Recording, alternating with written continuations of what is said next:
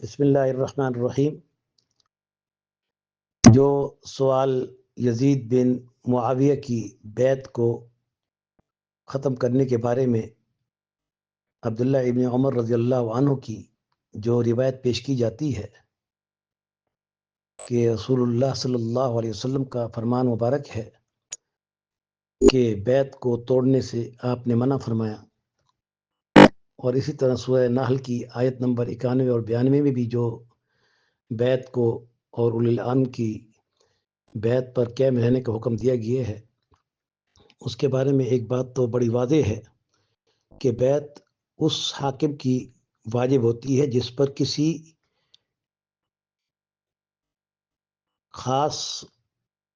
مقتدر شخصیات میں سے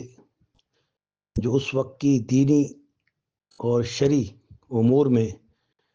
جو پیشوا کی حیثیت رکھتی ہیں وہ ان کی مخالف نہ ہوں۔ اگر کوئی بھی ان میں سے کوئی مخالف ہو تو ایسی بیعت کو بیعت شرعی نہیں کہتے، اور اس پر بیعت کرنے کا حکم واجب نہیں ہے، اور ایسی بیعت کو توڑنے سے منع نہیں کیا گیا۔ اور حضور نبی کریم رؤوف الرحیم صلی اللہ علیہ وسلم کی حدیث مبارک ہے لا طاعۃ لمخلوق فی معصیۃ الخالق، کہ مخلوق کی اطاعت اس وقت تک ہے، یعنی اولی الامر یعنی خلیفہ کی بیعت میں،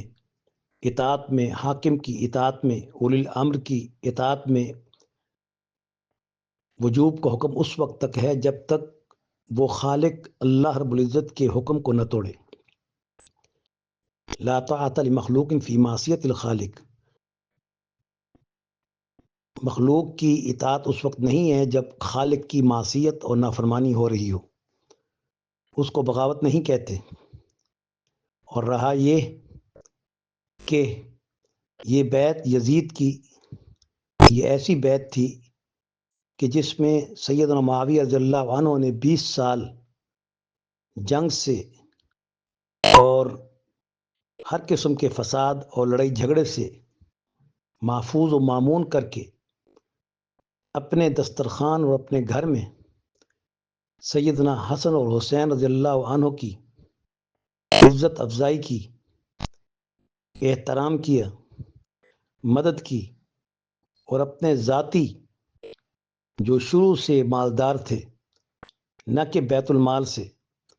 اپنے مال سے ان کی خوب اعانت اور مدد کی، جس وجہ سے سیدنا حسن رضی اللہ عنہ کی متعدد شادیاں اور اس طرح ان کی اولاد کی کفالت یہ حضرت معاویہ رضی اللہ عنہ کے ذاتی مال سے ہی ادا کی جاتی تھیں،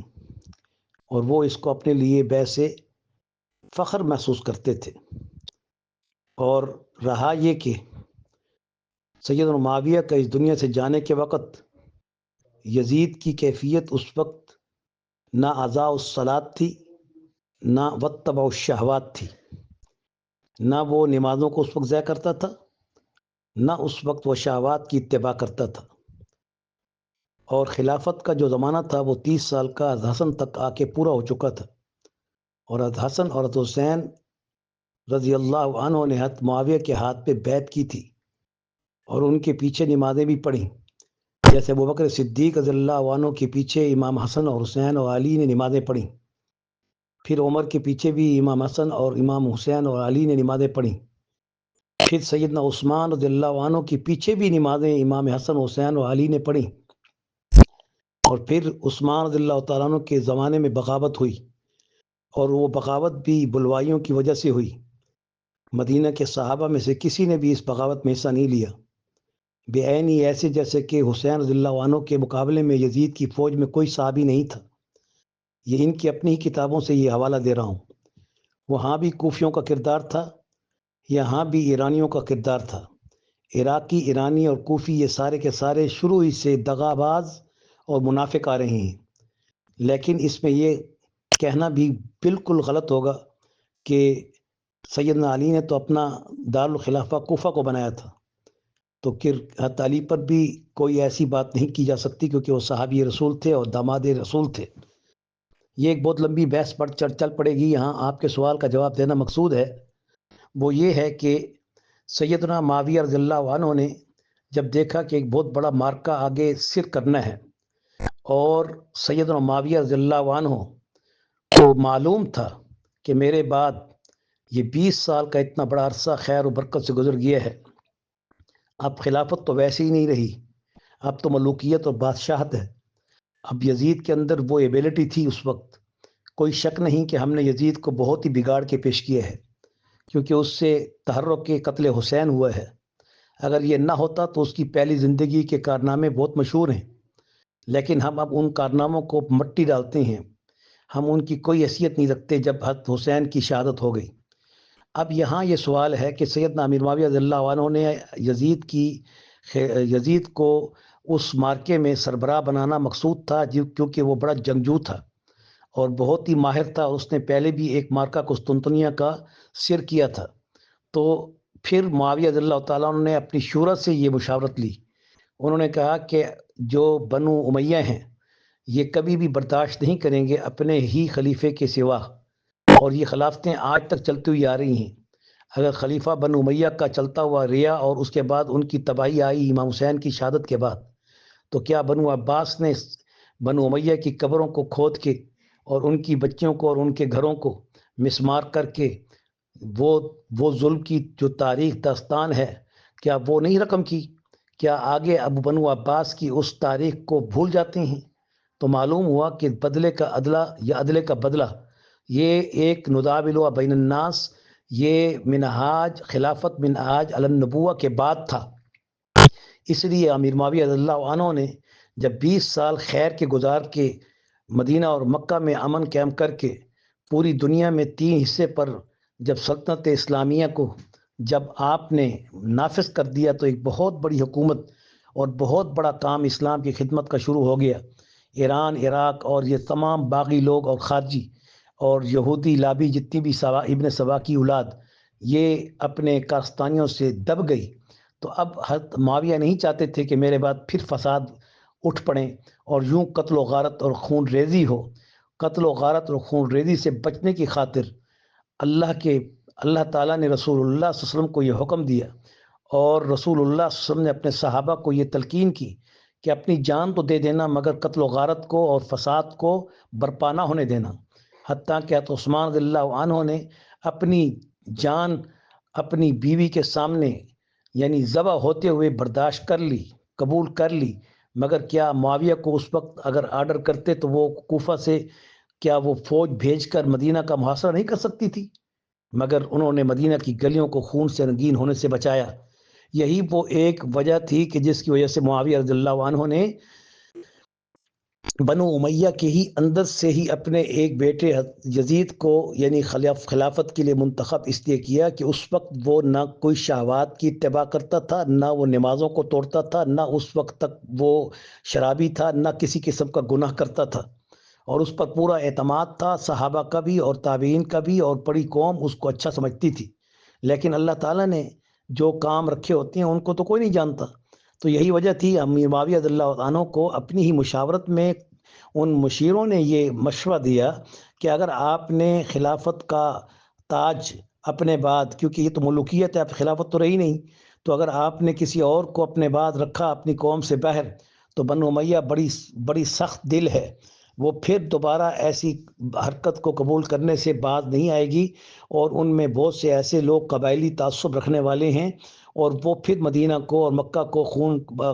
گلیوں کو خون سے رنگین کر دیں گے۔ یہی وجہ تھی کہ اس فساد اور اس قتل و غارت کے آنے کے پیش سبب حضرت معاویہ رضی اللہ عنہ نے یزید کو خلافت دی، اور یہ لفظ کہے کہ اگر یزید نے اس خلافت کے حق کو صحیح ادا کیا جو کہ خلافت ملوکیت کے درجے میں تھی، یہ خلافت علی منہاج النبوہ نہیں تھی۔ خلافت علی منہاج النبوہ وہ 30 سال کے عرصے میں جو حضور نے خلافت راشدہ کا دور قرار دیا ہے، وہ بس 30 سال کا ہے جو حسن رضی اللہ عنہ کے 6 مہینے کی خلافت تک ہے۔ اس کے بعد معاویہ کا دور بھی وہ خلافت راشدہ کا نہیں ہے، خلافت راشدہ کا دور ختم، اب خلافت علی منہاج النبوہ قیامت تک رہے گی۔ خلافت منہاج النبوہ وہ پھر عمر بن عبدالعزیز کے دور میں آئی۔ یہی وجہ تھی کہ یزید کو انہوں نے اس وقت یہ لفظ کہے امیر معاویہ رضی اللہ عنہ نے کہ اگر اس نے، اے اللہ، اگر یہ خلافت کے اس ملوکیت کے اس بوجھ کو، اس تاج کو اگر صحیح استعمال کرے تو اس کی حکومت کو بقا دینا، اگر یہ اس کے اندر اگر اپنی مرضی کو شامل کرے تو اس کی حکومت کو قائم نہ رہنے دینا اور اسے تباہ و برباد کر دینا۔ کیا امیر معاویہ رضی اللہ عنہ کے یہ الفاظ ان سبائیوں کو بھول گئے ہیں؟ کیا وہ یہ بد دعا دے کے نہیں گئے تھے؟ کیا یہ فیصلہ اس لیے نہیں کر کے گئے تھے تاکہ مدینہ اور مکہ کی گلیوں کو پھر دوبارہ خون سے رنگین ہونے سے بچایا جائے، جو 20 سال کے عرصے تک انہوں نے مکہ مدینہ میں امن کی ایسی تاریخ رقم کی کہ جو قیامت تک آج تک اس کو بطور مثال پیش کیا جاتا ہے، مگر یزید کی آڑ میں امیر معاویہ رضی اللہ عنہ کی ساری خدمات پر پانی پھیر دیا جاتا ہے، جو دراصل ان کے دل کے اندر چور اور منافقت اور اصحاب رسول سے دشمنی ہے، اور آل رسول اور اصحاب رسول کو وہ ایک نہیں دیکھنا چاہتے۔ کیا شمر دل جوشن یا اور جو حضرات تھے جنہوں نے یزید کے ساتھ مل کر جنہوں نے یزید کے ساتھ مل کر امام حسین رضی اللہ عنہ کو شہید کیا، کیا یہ ام البنین بنت حرام کا بیٹا نہیں تھا؟ اور ام البنین بنت حرام یہ سیدنا علی رضی اللہ تعالیٰ عنہ کی بہن نہیں تھی؟ کیا یہ امام حسین رضی اللہ تعالیٰ عنہ کی پھوپھی نہیں تھی؟ تو اتنے قریب رشتے ہونے کے باوجود بھی جنگ میں مارنے والے اپنے ہی تھے، اور خارجیوں نے کتنے ہزار خطوط لکھے تھے۔ مسلم بن عقیل کو شہید کرنے والے کیا صحابی تھے؟ کیا کوفہ کے لوگ تھے یا مدینہ کے لوگ تھے یا مکہ مکرمہ کے لوگ تھے؟ تو میں یہ پوچھنا چاہتا ہوں ان لوگوں سے کہ جو بات کو چھوٹا سا لے کر پتنگڑ بنا کر پیش کر کے صحابہ کی شان میں گستاخی کے مرتکب ہوتے ہیں، ان سے یہ میں پوچھتا ہوں کہ عبداللہ ابن عمر کے اس قول کو تو تم پیش کرتے ہو کہ حضور نے فرمایا کہ بیعت کو مت توڑو، کیا عبداللہ بن عمر رضی اللہ عنہ نے صرف اس فساد اور خون ریزی سے بچنے کی خاطر، جس وقت ابھی یزید کے اندر کوئی گناہ بھی نہیں تھا، اور امیر معاویہ رضی اللہ تعالیٰ عنہ ایک بہت بڑے فساد اور قتل و غارت سے بچانا چاہتے تھے، تو اس موقع پر اگر عبداللہ ابن عمر رضی اللہ عنہ نے امیر کی کیونکہ اطاعت تھی، اور امیر حضرت معاویہ تھے، اور امیر معاویہ رضی اللہ تعالیٰ عنہ اس وقت بھی حق پر تھے، اگرچہ حضرت علی کے مقابلے میں ان سے اجتہادی غلطی ہوئی تھی، اور یہ اجتہادی غلطی ان کی اپنی طرف سے نہیں تھی بلکہ یہ بھی ان کے اپنے ہی قوم کے اندر، کیونکہ حضرت عثمان بنو امیہ سے تعلق رکھتے تھے، اور آپ خود بتائیں کہ آج قومی تعصبات کتنے زیادہ سخت ہوتے ہیں کہ اگر آپ کے کسی فرد کو بے دردی سے گھر کے اندر 40 دن بھوکا پیاسا مار دیا جائے اور پانی تک نہ پہنچایا جائے، کھانا تک نہ دیا جائے، اور پھر بیوی بچوں کے سامنے ان کو بھوک کی اور پیاس کی حالت میں گائے کی طرح ذبح کر دیا جائے، اور ان کی بیوی کے ہاتھوں کی انگلیاں بھی ساتھ کٹ جائیں، تو ایسے موقع پر ایک قوم اپنے اس فرد کا انتقام نہیں لے گی؟ وہ انتقام لینے کے لیے اگر نکلے گی تو کیا وہ غلطی پر ہوگی؟ تو اس موقع پر سیدنا علی رضی اللہ عنہ نے کیا کہا تھا کہ اب کیونکہ بہت فساد ہو چکا ہے، مزید یہ وقت ابھی نہیں، اے معاویہ ابھی تھوڑا صبر کیجئے، اجتہاد یہ کہتا ہے کہ ابھی مزید مدینہ کو، مکہ کو خون سے رنگین ہونے سے بچایا جائے، جیسے عثمان رضی اللہ تعالیٰ عنہ نے اپنی جان دے کر مدینہ کی گلیوں کو خون سے رنگین ہونے سے بچایا، سیدنا علی نے بھی وہی کردار ادا کرتے ہوئے صحیح اجتہاد کیا کہ ابھی اس وقت موقع نہیں ہے، کیونکہ بغاوتیں حتیٰ سے شروع ہو چکی ہیں، حتیٰ کہ حضور کے اس دنیا سے رحلت کے بعد سب سے پہلی بغاوت مسلمہ ابن کذاب کی تھی، جس نے ابو بکر صدیق رضی اللہ تعالیٰ عنہ کی خلافت کے 2 سال کے اندر اس قدر بغاوت کی کہ کتنے ہزار قبائل کو اس نے مرتد کر دیا۔ صحابہ مرتد نہیں ہوئے تھے، وہ قبائل مرتد ہوئے تھے جنہوں نے ابھی حضور کو دیکھا بھی نہیں تھا اور مسلمان ہو چکے تھے، انہوں نے کلمہ پڑھا تھا مسلمہ ابن کذاب کے ہاتھ پر۔ یاد رکھیے، یہ جو تانا دیا جاتا ہے کہ صحابہ حضور کے بعد مرتد ہو گئے تھے، یہ بڑی بدبختی ہے ان لوگوں کی کہ جو حضور کے صحابہ کے بارے میں کہتے ہیں۔ حضور کے صحابہ کی تعداد بھی ایسی تھی جیسے پیغمبروں کی تعداد، 1,24,000 پیغمبر گزرے، 1,44,000 صحابہ کرام کی جماعت نفوس قدسیہ کی حجت الوداع کے موقع پر جو بیعت لے کے اور پھر ایک امام ابو بکر صدیق کے پیچھے حضور کی میت میں، حضور کی موجودگی میں جب نماز پڑھ کے اس دنیا سے جب حضور چلے گئے تو آپ صلی اللہ علیہ وسلم نے ان کے ایمانوں کی بشارت قرآن کی آیت سے دے دی، اولئک الذین امتحن اللہ قلوبهم للتقوی، خبردار ان کے ایمانوں کے جو معیار ہیں وہ اللہ نے تقوی پر، صرف ایمان عام نہیں بلکہ تقوی کے اعلیٰ مقام پر، رضا کے اعلیٰ مقام پر طے کر دیے ہیں۔ اب ان سے کوئی ایسی غلطی نہیں ہوگی کہ جس سے یہ کفر کی موت مریں۔ خبردار جو قرآن کی اس آیت کا انکار کرے گا وہ ایمان سے خارج ہے، مرتد ہے۔ اس لیے جو خارجی، جو رافضی، جو سوائی اس وقت یہ لفظ کہتے ہیں کہ حضور کے پردہ کرنے کے بعد بہت بڑے لشکر صحابہ کے وہ کافر ہو گئے تھے، مرتد ہو گئے تھے، اور سوائے مقداد کے اور فلاں کے باقی سارے مرتد ہو گئے تھے، یہ سب دراصل ان کے اپنے ایمان کی نفی ہے کہ یہ خود ارتداد کا راستہ اختیار کر چکے ہیں، اور ایسے باریک پوائنٹ کہ جن کی ان کے پاس کوئی تصدیق و تحقیق نہیں اور وہ صحابہ پر اس قسم کا الزام دھرتے ہیں، یہ سراسر ظلم عظیم ہے اور یہ ان کے کفر کی سب سے بڑی دلیل ہے۔ دوسری بات کہ جب مسلمہ کذاب نے حملہ کیا ایک 2 سال کے اندر، آپ بتائیں کیا ہے وہ 2 سال کا عرصہ ابو بکر صدیق کی خلافت کا، جس میں ابو بکر صدیق کو بیٹھنے نہیں دیا اور وہ گھوڑے کے پیٹھ پر سوار ہو کے تلوار نکال کے منکرین زکوٰۃ کے خلاف نکل رہے ہیں، کبھی مسلمہ کذاب کے خلاف نکل رہے ہیں، اور 12,000 کی تعداد میں صحابہ شہید ہوئے جن میں 1200 سے زائد حفاظ کرام تھے۔ اور ایک بہت بڑی داستان ہے کہ اس لیے قرآن کی تدوین کی گئی، تجمیع کی گئی، ورنہ صحابہ کی اکثریت قرآن کی حافظ تھی اور لفظ بلفظ قرآن کو یاد رکھتی تھی۔ جب حفاظ کی اکثریت اس میں شہید ہو گئی تب حضرت ابو بکر صدیق رضی اللہ عنہ نے قرآن کو کتابی شکل میں اکٹھا کرنا ضروری سمجھا کہ کہیں ایسا نہ ہو کہ صحابہ کی تعداد چلتی جائے اور پھر قرآن ہمارے پاس محفوظ نہ رہے، مگر قرآن کی حفاظت اللہ نے کتابت سے بھی اور حفاظت دلوں سے بھی پوری کی ہے۔ انا نحن نزلنا الذکر و انا لہ لحافظون، یہ بات پھر الگ چل پڑی۔ اب آئیے اس بات کی طرف جو آپ کا سوال ہے کہ عبداللہ ابن عمر رضی اللہ عنہ نے صرف اس لیے بیعت کی حضرت امیر معاویہ رضی اللہ تعالیٰ عنہ کے کہنے پر کہ اس ملک کو، اس مدینے کو، اس ریاست کو جو اس وقت مشرق و غرب اور شمال و جنوب تک پھیل چکی ہے، جو ہند تک پہنچ چکی ہے، جو امریکہ کے جنگلات تک پہنچ چکی ہے، وہاں تک اب اس حکومت کو قائم رکھنا ہے، سلطنت کو قائم رکھنا، ریاست کو قائم رکھنا یہ افراد سے بالاتر ہوتا ہے۔ یہی وجہ تھی کہ حضور نبی کریم صلی اللہ علیہ وسلم کے بعد سب سے پہلے خلافت کا معاملہ طے کیا گیا۔ کہیں کوئی غیر ملک جو کہ بغاوت کر کے کہیں امیر کے اس دنیا سے جانے کی اور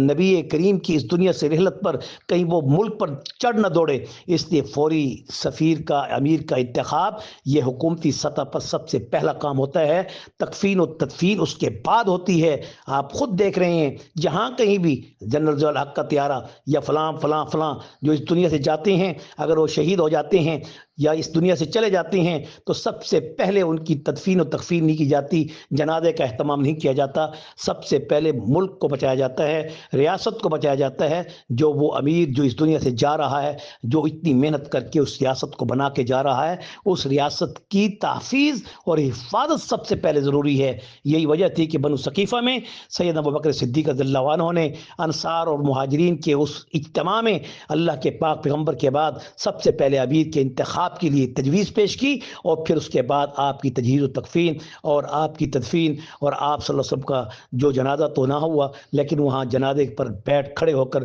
سب نے آ کر فردن فردن درود و سلام پڑھا۔ یہ فیصلہ بھی اللہ کے پاک پیغمبر کی تعلیمات کے عین مطابق تھا۔ اسی طرح حضرت ابن عمر رضی اللہ عنہ نے بھی سیدنا علی کی تقلید میں اور سیدنا عثمان کی تقلید میں، سیدنا علی نے سیدنا عثمان کی تقلید میں کیا یعنی اس قصاص کو جو سیدنا عثمان کا قصاص تھا اس کو لینے سے روکا تھا، مگر کیونکہ قوم بنو امیہ ان کی قوم کا یہ فرد جس نے مسجد نبوی خرید کر دی، جس نے کنویں خرید کر دیے، جس نے قحط کے زمانے میں 1200 کے اونٹ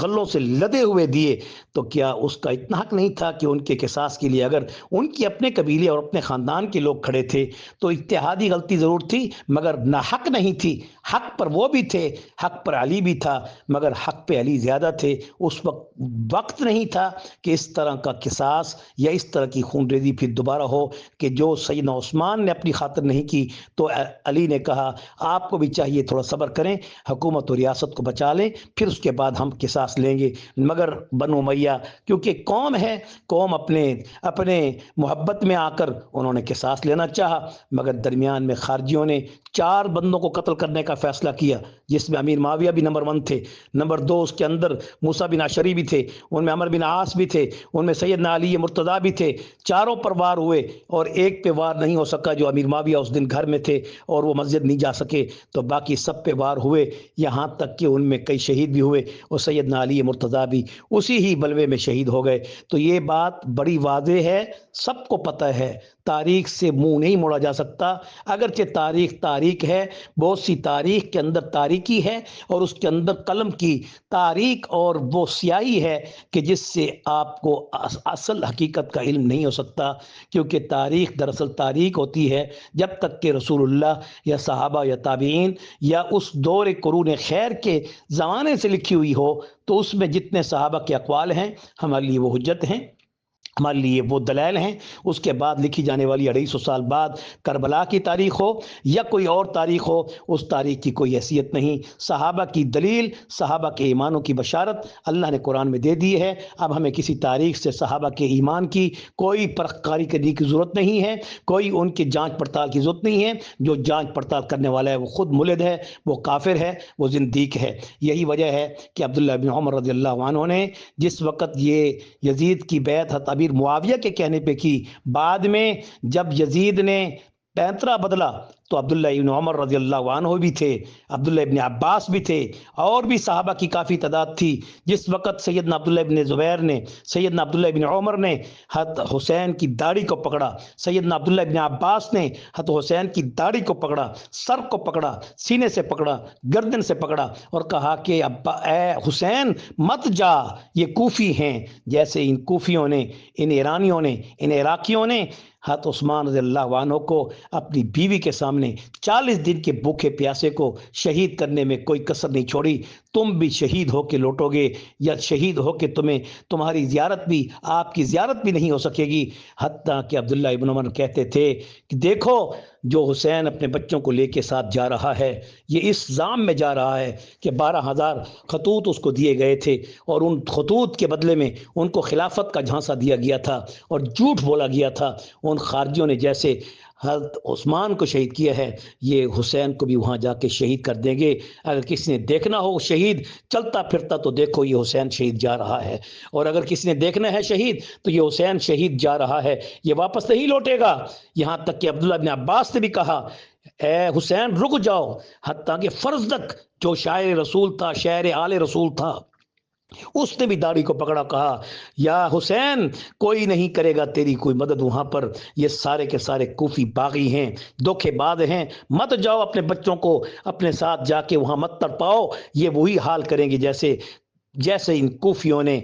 حضرت عثمان کو گھر کے اندر اپنی بیوی کے سامنے نیلا کی ہاتھوں کی انگلیوں کے کٹنے کے ساتھ گائے کی طرح ذبح کر دیا، تو پھر تم بھی ایسے ہو کے آؤ گے۔ لیکن حضرت حسین کیونکہ اس خیال میں تھے کہ یزید کی خلافت کو قبول نہیں کرنا، حسین نے امیر معاویہ کی خلافت کو قبول کیا، تو امیر معاویہ حق پر تھے۔ حسین نے، حسن نے، علی نے عثمان کی خلافت کو قبول کیا کیونکہ وہ حق پر تھے،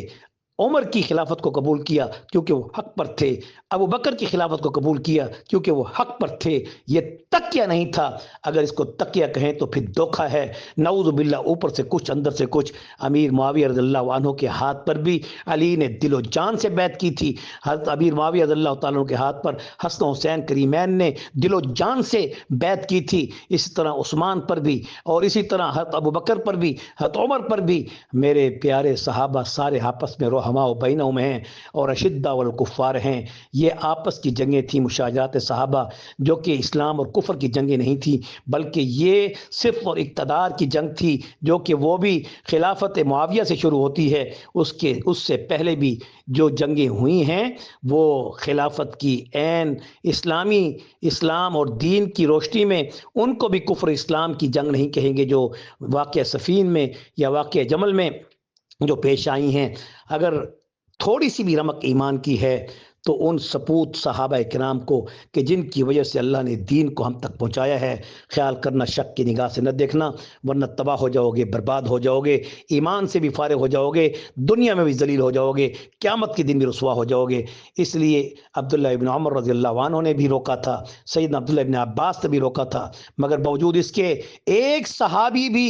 اس واقعہ کربلا میں یزید کی فوج میں ثابت کر کے دکھا دو۔ ان کی اپنی کتابیں ملا یاز الفقی، ان کی اپنی کتابیں اصول کافی، ان کی اپنی کتابیں جو استفسار، سب کے اندر جو سیاہ اربع کہلاتی ہیں، کہیں یہ ثابت کر کے دے دو کوئی ایک صحابی بھی یزید کی فوج میں موجود ہو۔ اور یزید اس وقت چونکہ وتبع الشہوات ہو گیا تھا، اور وتبع الشہوات اضاع الصلاۃ ہو گیا تھا، پھر یہ اقتدار کے نشے میں غرق ہو گیا تھا، اور ان خارجیوں کے اور ان یعنی سبائیوں کے شکنجے میں آ گیا تھا کہ جس کی وجہ سے وہ دین اسلام سے بہت دور ہو چکا تھا، اور اسلام اور دین کے ان اصولوں کو بھول چکا تھا، اور اقتدار کے نشے میں اس نے تحرک حسین، قتل حسین کی ابتدا کی، جو کہ اس میں کوئی شک نہیں کہ محرک قتل حسین یزید ہے، یزید ہے، یزید ہے۔ اگرچہ اس نے براہ راست حد حسین کو قتل کرنے کے لیے نہیں کہا تھا، اپنے حکم سے قتل کرنے کے لیے نہیں کہا تھا، اس نے آپ کو اپنے پاس بلانے کے لیے کہا تھا، مگر ابن زیاد نے راستہ روکا تھا، شمر دل جوشن نے راستہ روکا تھا، جس کا ثبوت ان کی اپنی کتابوں میں موجود ہے۔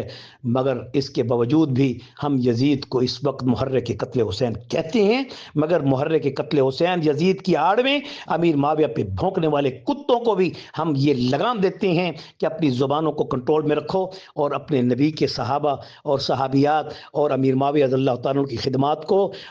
آپ ان پر کوئی ہرزہ سرائی مت کریں، ورنہ روز قیامت تم خدا کے مجرم ہو کر اور کفر کی موت مر کر جہنم کا ایندھن بنو گے۔ جو معاویہ پر بھونکنے والا ہے وہ کتا کہلاتا ہے۔ اس لیے معاویہ کے معنی بھی یہی ہیں کہ جس ستارے کو دیکھ کر کتے بھونکتے ہیں، معاویہ وہ ستارہ ہے کہ جس کو یہ سبائی دیکھ کر کتے بھونکتے ہیں۔ اس لیے یہ بات بڑی ہی جذبات سے میں نے کہہ دی، کیونکہ اس موقع پر جذبات دکھانا بہت ضروری ہیں، کیونکہ اکثر و بیشتر چھوٹی چھوٹی ایسی باتوں کو پیش کر کے عبداللہ ابن عمر پر ہرزہ سرائی کی جاتی ہے۔ کیا عبداللہ ابن زبیر رضی اللہ عنہ نے یزید کے خلاف پھر محاذرائی نہیں کی؟ کیا اس کی خلافت کو قبول کیا؟ میں تو یہ کہتا ہوں کہ صرف صحابہ نے نہیں بلکہ یزید کے بیٹے نے بھی یزید کے مرنے کے بعد اس کی خلافت کو قبول کرنے سے انکار کر دیا، اور اس کی قبر پر تھوک دے کے اس نے یہ کہا کہ میں ٹھکراتا ہوں ایسی خلافت کو جس میں صحابہ کرام کے وہ سپوت جو آل رسول کہلاتے ہیں، حضور کے تن دھن اور آپ صلی اللہ علیہ وسلم کی آل کو شہید کرنے والے کی، اگر میں بیٹا بھی ضرور ہوں مگر میں ایسی خلافت پر تھوکتا ہوں کہ جس سے بو حضرت امام حسین کے قتل کی آتی ہے، جس سے بو 72 تنوں کی شہادت کی آتی ہے، میں اس کو پاؤں کی نوک پہ رکھتا ہوں۔ تو پھر ان باتوں کو کیوں بھول جاتے ہیں؟ پھر یزید کے بیٹے کی تعریف کیوں نہیں کرتے؟ عبداللہ ابن زبیر یا عبداللہ ابن عمر کی وہ بات کیوں نہیں کہتے جنہوں نے بعد میں ان کی مخالفت کی؟ پھر یہ سوال میں آپ سے کروں گا کہ عبداللہ ابن عمر نے اگر بیعت کی تھی امیر معاویہ کے کہنے پر، اس وقت لشکر کشی کی جا رہی تھی اور وہ مجبوری تھی، اگر نہ کی جاتی تو وہ ایک بہت بڑا مارکا وہ مغلوب ہو جاتا اور پھر فتح نصیب نہ ہوتی۔ ایک فرد کی وجہ سے اگر آپ پوری سلطنت کو دو پہ لگا دیں، کیا یہ عقل ہے؟ کیا یہ سیاست ہے؟ کیا یہ حکومت ہے؟ اس سے تو سیاست معاویہ کو زندہ باد کہا جاتا ہے کہ حکومت معاویہ زندہ باد۔ اگرچہ وہ خلافت علی منہاج النبوہ تو نہیں تھی، علی منہاج النبوہ سے مراد یعنی خلافت راشدہ تو نہیں تھی، وہ ملوکیت تھی، لیکن باوجود اس کے اس ملوکیت میں بھی بہت سی ملوکیتیں ایسے گزری ہیں، بہت سی بادشاہتیں ایسی گزری ہیں جنہوں نے اسلام کی بڑی خدمت کی۔ ان میں عمر بن عبدالعزیز بھی تھے، وہ بھی تو ملوک تھے، بادشاہ تھے، مگر انہوں نے منہاج علی النبوہ، خلافت علی منہاج النبوہ کا وہ عملی ثبوت اور منشور اور ایک دستور اور ایک ایسی خوبصورت تصویر پیش کی جو قیامت تک رہتی دنیا تک اس کو بطور مثال پیش کیا جاتا ہے۔ کیا عمر بن عبدالعزیز بنو امیہ میں نہیں تھے؟ ان کا نام اٹھانا ان کو تکلیف ہوتی ہے؟ اور اسی طرح کیا ابو ہریرہ رضی اللہ تعالیٰ نہیں تھے؟ کیا حضرت صحابہ کرام کی جمیع تعداد جو حضرت حسین رضی اللہ عنہ کے بعد یزید کے خلاف برسر پیکار ہوئی کیا نہیں تھی؟ تو ان باتوں کو یہ بھول جاتے ہیں، یہ بہت بڑی حماقت ہے۔ دراصل اصحاب دشمنی ہے، ان کے دلوں کے اندر چور ہے. یہ وہ چھوٹی چھوٹی باتیں نکال کر امت محمد علیہ سنت والجماعت کو یہ بدرہ کرنے کی کوشش کرتے ہیں. کسی عالم کے پاس بیٹھ کر یہ بات کریں تو ان کی بولتی بند کر دی جائے گی. اس لیے ان لوگوں کے باتوں پر قطعاً خیال نہیں کرنا چاہیے اور ان کی باتوں کی طرف توجہ کرنے کی بجائے دین کی خدمت میں جو صحابہ اور اصحاب رسول اور آل رسول اور ازواج رسول اور اتقیاء رسول اور صلحاء رسول اور خلفاء راشدین کا یہ دور سنہری ہمارے سامنے تابندہ ہے، اس کی ہی اطاعت کی جائے، اسی پر قائم رہ کر زندگی گزاری جائے. اللہ تعالی ہم سب کو اس ساری تفصیل کے بعد اس خلاصے پہ عمل کرنے کی توفیق نصیب فرمائے کہ جب تک امیر قرآن و سنت کے خلاف بات نہ کرے اور جب تک امیر کے ہاتھ پر پوری امت بیعت نہ کرے، اس بیعت سے نکلنے سے حضور نے منع فرمایا ہے. نہ کہ جس بیعت کے اندر اگر ایک فاسق فاجر آ جائے جیسے یزید تھا، یا ایسا فاسق فاجر کو حکمران آ جائے جو اسلام اور دین کے خلاف بغاوت کرے یا اللہ اور اس کے رسول کے خلاف بات کرے اور ان میں مومنین کی تعداد اور اہل حق علماء کی تعداد آدھی ہو جائے ایک طرف آدھی ہو جائے اس طرف، تو اس میں پھر بیعت واجب نہیں ہوتی اور اس بیعت سے خروج نکلنا منع نہیں ہے. قرآن و سنت کو گہرائی سے سمجھا کریں اور اپنی مرضی سے فتویٰ دینے کی بجائے علماء حق، مفتیان دین اور اہل علم اور فصلوا اہل الذکر، ان لوگوں کی طرف جا کر ضرور پوچھ لیا کریں، جس سے آپ کا دین بھی بچے، آپ کا ایمان بھی بچے اور آپ کی شرائع میں آپ کی زندگی بچے اور آپ کی حکومت بھی بچے. آخر دعوانا ان الحمدللہ رب العالمین. آپ کا بھائی مفتی ڈاکٹر امداد اللہ محمود فرید، رئیس دارالفتہ